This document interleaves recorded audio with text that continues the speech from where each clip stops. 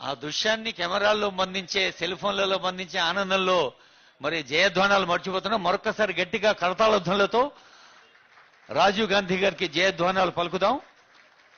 భారతదేశాన్ని కొత్త పుంతలు తొక్కిస్తూ విద్యార్థులకు యువతీ యువకులకు సమకాలీన అవసరాల అవగాహన కల్పిస్తూ దేశాన్ని ముందుంచిన భారత పూర్వ ప్రధానమంత్రి భారతరత్న రాజీవ్ గాంధీ గారి విగ్రహాన్ని ఆవిష్కరించుకున్న సందర్భంలో మరొకసారి